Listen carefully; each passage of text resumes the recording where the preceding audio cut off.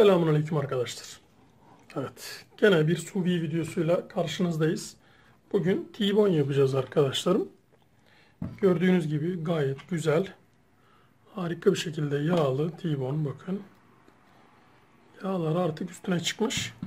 Tabii çok fazla yağlarını birazcık alacağız. Şöyle fazlalığını tabii çok fazla tıraşlamayacağız. Evet.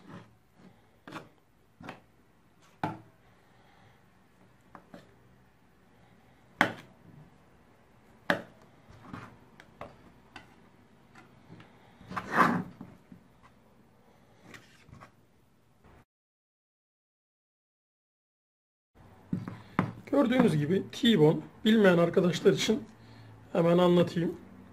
Kontrafile ve bonfileden oluşur. Bu kısmı kontrafiledir. Antrikot değildir arkadaşlar. Çünkü T-bone olayı şu kaburga kemiğinin kısa olmasıdır. Uzun olursa zaten bonfile olmaz. Bir tarafında tek taraflı olur. O da dana pirzoladır. T-bone olabilmesi için bir tarafının kontrafile, bir tarafının bonfile olması gerek. Aksi takdirde T-bone olmaz. Küçük bir bilgilendirmeydi. Şimdi bu fazlalıklarını aldık. Olay tamam. Diğerini siz olmadan, vaktinizi almadan yapacağım. Şimdi dostlarım, önce bir karabiber.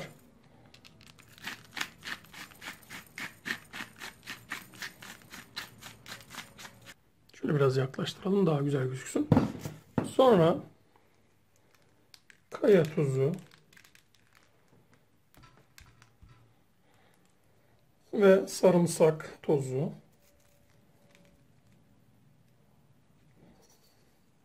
Ya da kurutulmuş rendesi. Ve bir tane de defne yaprağı yapacağız arkadaşlarım. Olayımız bu kadar.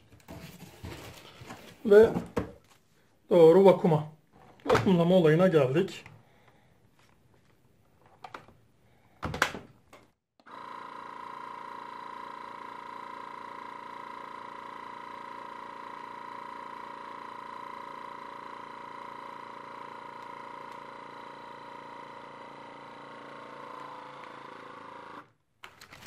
İşlem bu kadar.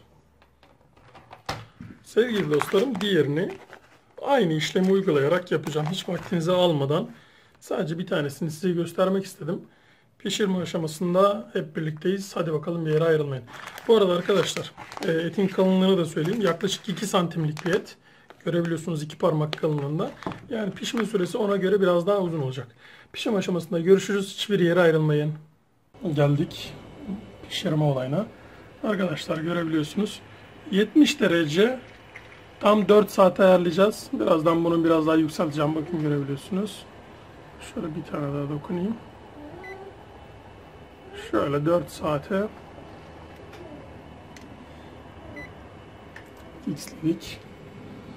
70 derecede 4 saat boyunca pişecek. Ondan sonrasını zaten malum pürümüzle ısıtacağız. Şimdi sous vide'nin kabı gelene kadar tencereye devam demiştik. O da Allah'ın izniyle yolda, o da gelecek. Şimdi böyle bu tarz devam ediyoruz. Kapaklı mapaklı 10 numara olacak.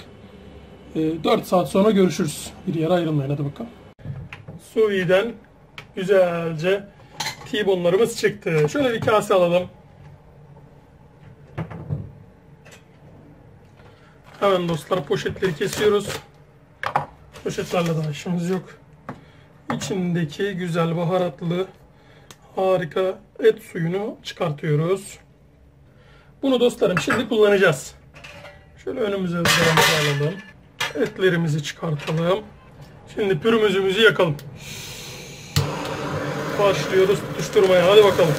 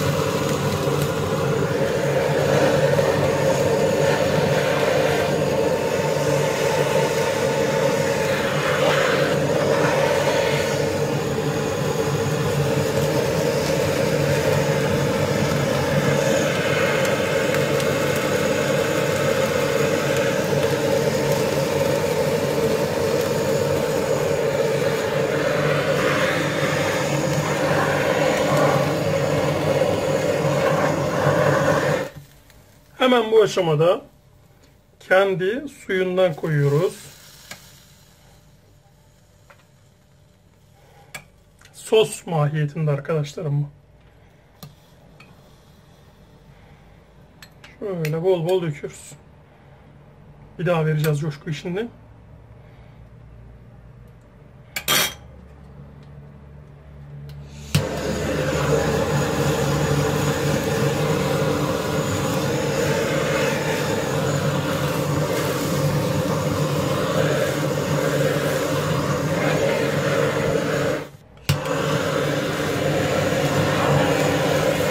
Evet, bu işlem de burada bitti arkadaşlar.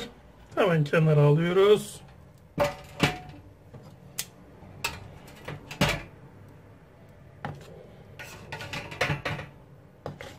Bir çatal, bir bıçak. Bismillahirrahmanirrahim. Evvela bonfile kısmını ayıralım yerinden. Hop. Sonra kontrafile kısmı.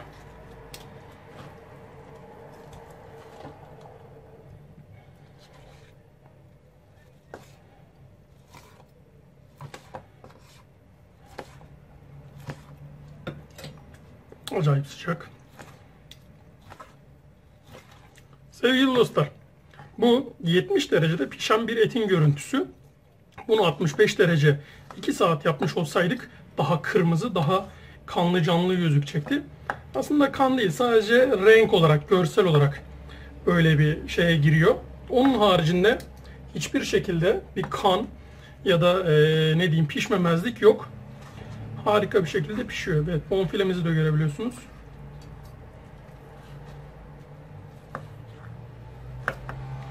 Şimdi ikisi de aynı olduğu için bir tanesini kesmeyi tercih ettim. Bismillahirrahmanirrahim. Size şunu söylüyorum. Defne yaprağı, sarımsağın böyle kuru hali ve en son vurucu darbe, o etin suyu, yemin ediyorum muhteşem olmuş. Sous vide'deki olay etin yumuşakça pişmesidir arkadaşlarım. Sous vide yani su fırını ya da işte artık başka bir adı varsa neyse, vakumlu pişirme tekniği.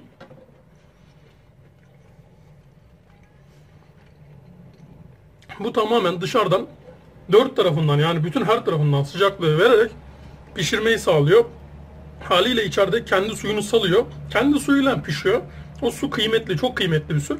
Onu atmayın. Böyle pürmüzlerken üstten çatır çatır hemen yakabilirsiniz. 10 numara lezzeti oluyor arkadaşlar. Videoyu beğendiyseniz, tarifi beğendiyseniz, hoşunuza gittiyse arkadaşlar videoya bir beğenme tuşuna basmayı ve halen daha abone değilseniz dostlarım lütfen abone olarak bize destekte bulunmayı unutmayın. Bir başka videoda görüşmek dileğiyle ve ümidiyle kalın sağlıcakla, Allah'a emanet olun. Hadi bakalım.